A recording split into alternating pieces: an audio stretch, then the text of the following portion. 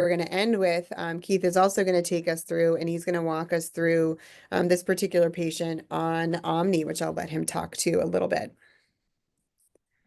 Thanks, Kate. So we have our Omni platform here, and we wanted to kind of bring this all together and talk about, all the things we do as far as, checking our alert protocols, checking the history of the patient, trying to assess what we're seeing here with these transmissions and how they apply. So here's another classic where we have, in this case, a patient where they've got some kind of tachycardia. We only have near-field EGM, so we can't necessarily see anything with morphology. They're right on top of each other, they're one-to-one. So we can't rule out, VT or SVT. So what do we want to do? We want to make sure we take in all the context that we have. And so the nice thing about the Omni platform and what we try to do here is make sure that as much information is available to us as possible without having to click in and out of things. So the first thing we want to do is look at the history of the patient. We can quickly check here the vendor alerts and see that they do have a history of ventricular arrhythmia episodes. And we can look and see what we've seen in the past, what we've written up. So we can hover over here and look at previous summaries.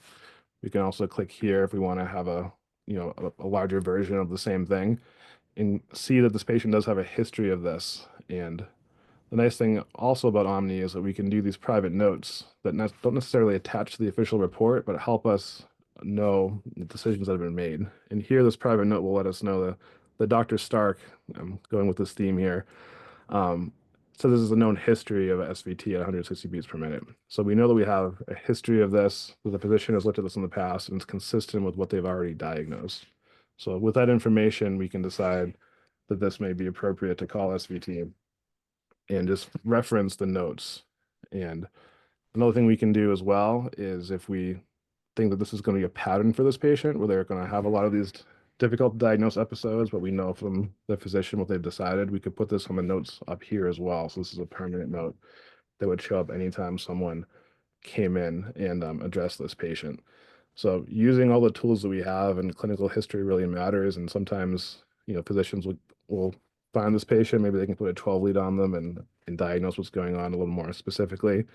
That can really help us here. One thing I'd also mention too is that if we're going to look at a history of a patient, we also want to make sure that they're set up for the future. So in this case, we can see this patient has transmitted, but they're due for an episode, due for a billable transmission.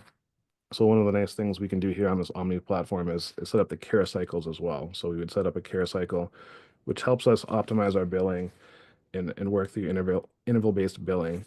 So it's a very quick process here. We would add the care cycle, put them on an arrhythmia management track,